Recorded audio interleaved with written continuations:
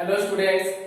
Now we'll see electric field intensity due to uniformly charged spherical cell.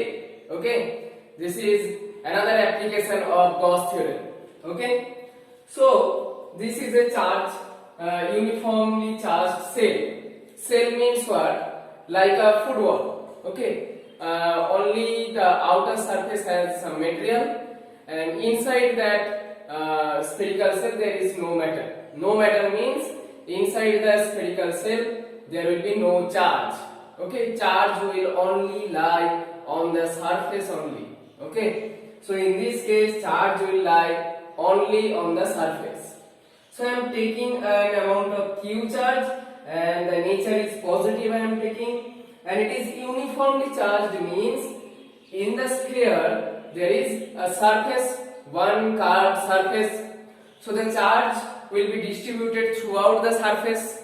Okay, that means we will get uniform surface charge density here. Okay, so here surface charge density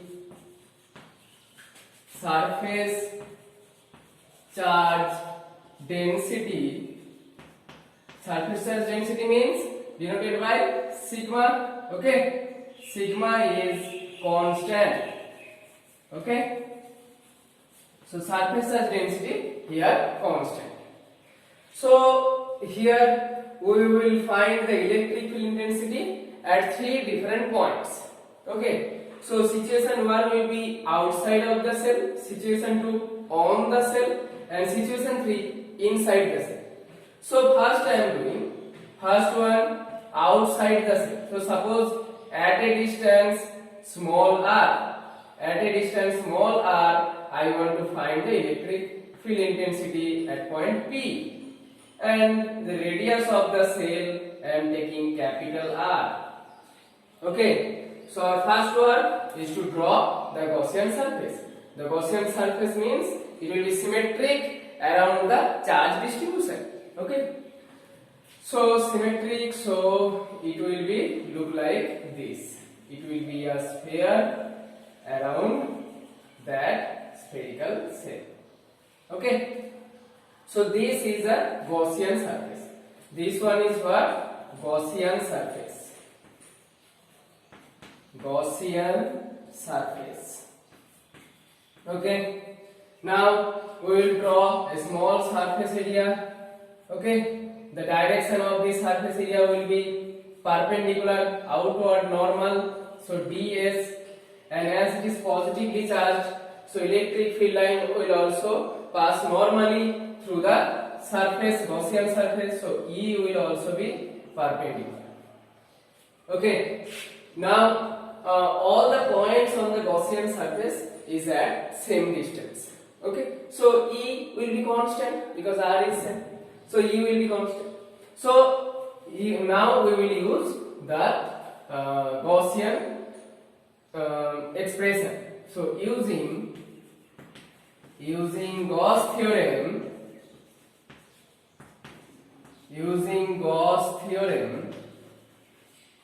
you can write what? Closed integral E dot ds equal to q enclosed by epsilon 0. Here what is q enclosed? That is q enclosed by the Gaussian surface, that is total charge. Okay, so q by epsilon 0. Okay, now here only one surface, so I am writing it as S. So this surface I am giving a name S.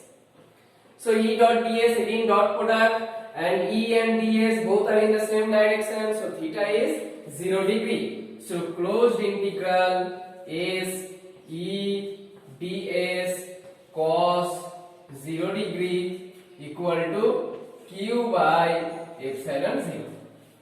Okay, cos 0 means what? Cos 0 means 1. Okay, so I am writing it here equal to q by epsilon 0. What is the reason? Because E parallel to ds vector and E, they are parallel to each other. Okay, parallel means maximum flux. Next, E is constant. All the points, any points on the Gaussian surface are at the same distance. So E constant, take it outside. Close integration ds is equal to q by epsilon 0. So ds, close integral ds means total surface area of the Gaussian surface. So total surface area of the Gaussian surface means this is the total surface area of this sphere, Gaussian sphere. So surface area of sphere is 4 pi r square, 4 pi small r square equal to q by epsilon 0. Okay, so it will be what? U will be q by 4 pi epsilon 0 r square. Okay, q by 4 pi epsilon 0 r square. This is the expression for electric field intensity outside of this spherical cell. So in which case we will get this when r greater than r. Okay, if you write it in vector form, then it will be E vector equal to q by 4 pi epsilon 0 r square. Now in which direction it is going? Which direction the lines of force are going? That is along r vector. So r cap. This is the vectorial expression of electric field intensity at any point outside of the Gaussian, outside of the spherical cell. Okay. Now look at this formula. This formula is exactly similar to the electric field intensity due to point charge. Okay. If we keep the total charge, if we concentrate this total charge at its center, then we will get the electric field intensity at point P due to this charge, this point charge Q will be exactly the same value. Okay, so we can assume that in this case, when we are finding the electric field intensity at any point outside of the spherical cell, then we can consider the total charge is concentrated at its center. Okay, so from this expression we can assume that the total charge on the spherical cell is concentrated at its center. Okay, understand? Now second situation. This is first situation. Second situation, on the surface. So second case, on the surface.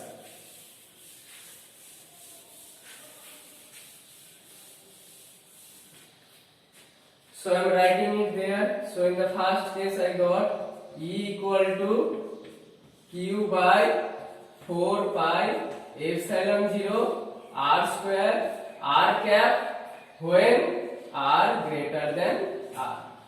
Now on the surface, second case, when r equal to r, then what will you do? Just put the value here. So E on the surface will be q by 4 pi epsilon 0 capital R square. Okay, R cap. So this is the value on the surface of the sphere, and look at this expression, everything is constant. So it is constant at any point on the cell. Okay, it is constant at any point. It is constant at any point. All the points are at the same distance from center. That is capital R. So it is constant at any point on the. So it is constant. It is constant at any point on the spherical cell. Spherical cell. Okay. Now third case we will do inside the spherical cell. Okay. So I am erasing these things. Okay, I am erasing this thing also. We do not need it. Now inside the cell. Inside means at any point, take at any point this. This is the point. Okay, this is center. So this is the point P. So we will draw a Gaussian surface which passes through this point. Okay. So the Gaussian surface will look like this small sphere of radius small r, and the radius of the spherical shell is capital R. Okay. Now this is the Gaussian surface. Okay. This one is the Gaussian surface. Okay. Now, okay, third case, when r less than r, that is inside. Okay. Now using Gauss theorem, what we will get? Close integral E dot ds equal to q enclosed by epsilon 0. Now tell me, what is the value of q enclosed here? Q enclosed by this Gaussian surface. Total charge is there on the surface of the spherical shell. Inside there is no matter, so that means no charge. So what about the charge inside this Gaussian surface? That is no charge. All the charges are residing on the surface. Okay. So that means no charge. So 0 by epsilon 0, that means 0.